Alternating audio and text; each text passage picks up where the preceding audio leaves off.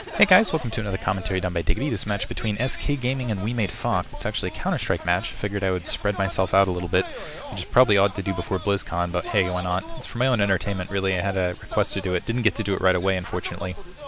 But hope you guys enjoy it nonetheless. Yeah, I think this was played 2 or 3 weeks ago, but I had the OSL, the MSL, and work in between, and Pro League Finals, that's the other thing. So just now getting to it, and I really been wanting to do this match. Haven't spoiled it for myself.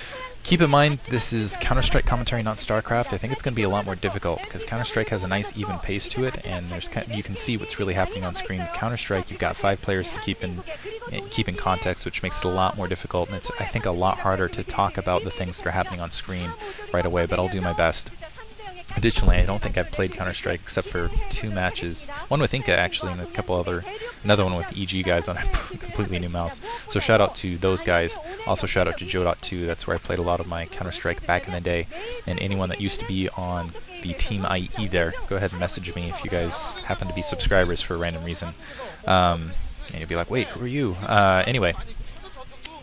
So bear with me if I get a little bit schizophrenic. It's also going to be hard to tell which player is which, so I'm just going to try to refer to them as terrorists and counter-terrorists, because on the quality of video I have, I really can't name it out.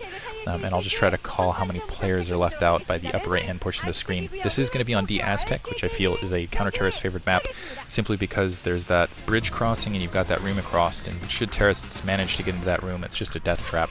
You can maybe stay there for 2.5, 3 seconds before the bombs start flying in.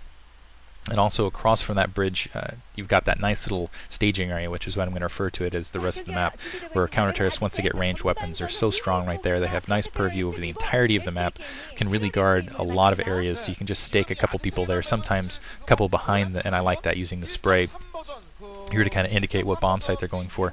I expect them to go for B most of this map. It's just the more viable bomb site. HE grenade down beneath, so it looks like they're going to try to try to exploit that bridge lane, take someone out above there. And actually, one of the terrorists investing in a USB for better accuracy. Counter-terrorists naturally start with the USB, but terrorists, looks like at least one across the bridge got a headshot with it, so already it looks like a worthwhile investment. Looks like a HE grenade wasted up above, despite that shot, just either didn't aim it right or mispredicted where he was in fact hiding. Let's see how they can work out. They're investing a lot, actually, into the pistol round. The terrorists really need to win this match. SK needs to take it after buying those pistols. Otherwise, they're going to have a lot of money to make up for. Now, breaking down through the double doors after pressuring that bomb site, the counter-terrorists might be a little bit out of position. Brilliant maneuver dropping down the bridge to split the fire across that top staging area, as I was saying. Already got one headshot as that counter-terrorist saw the jump and was probably trying to move forward to kind of peek that. Looks like one counter-terrorist did manage to get a counter headshot, and we need to be a little bit careful. Looks like they went one at a time through that double door. Ended up paying a little bit as a result, but managing to take all the counter-terrorists out and win the first round, getting 3250 for them. So generally how the Counter-Strike money scoring system works is if you win, you get 3200. If you lose your first loss, you get 1400, and then as with continuous losses, you get 500 additionally for each lost round, up to $3,400. So, which is actually more than for a win, but at that stage you're still outgunned. It looks like we're seeing 1 south, 1 back, and 3 forward. They're going to actually camp it back, interestingly enough. With their AKs, they've got the range. They can basically, and I like this maneuver actually, it's up to the counter-terrorists to get something done. The terrorists can really push against the pistols whenever they want. The counter-terrorists are going to have to try to catch the terrorists off guard. It looks like they're all gathering up around the double doors, trying to play it short here, and taking, it looks, a couple pot shots, and they're all gathering up, going, oh, devastating, getting completely ransacked, and I'm not seeing a single terrorist get killed in this entire mix-up. Now backing off, and it's just going to be a rabbit hunt at this stage. 1 left at the double door, and still, yeah, just getting killed by flat spray. Counter-terrorists easily getting outmanned there, just because, again, the difference. That's the thing, you lose the first round, and you're really down for the next 3 until you can rack in, especially if you invest actually in that second round, or that third round, going with the cheaper guns that are more accurate. Nevertheless, the counter-terrorists are going to be running into a gun deficit here. The terrorist team's going to have basically all assault rifles at this stage, and they're still going to be kind of hurting on the weapons side. Let's see what they decide to do to try to even things up, or they're just going to... Ooh, actually, they decided to go with FAMASs, and that's a really intelligent maneuver here on this map, but an AWP already out in play, and a quick death through the double doors. just ran up, did a quick peek shot. So already at a deficit, at least his troops. But the FAMASes are actually really nice for Aztec because you got, and you can see the headshots already starting to rain in. We got one right there. And again, that staging area coming into play. Just because you've got that split fire, they come in, they got to look left, they got to look right. And I don't think the terrorists were really expecting, I don't think SK Gaming was expecting FAMASes to be in the mix. And I really, really, really like the use here. Because on Aztec, those long corridors you can really exploit. AWP versus FAMAS this is going to be a tough fight in open ground. This is going to be a nice test of skill. Not able to get that first shot off. This is huge because he can't lose this AWP. If he loses this AWP, that's really going to set them back. And this would be a huge, huge victory for the counter-terrorists, able to get back with kind of a surprise maneuver, going with the cheaper guns with the better accuracy.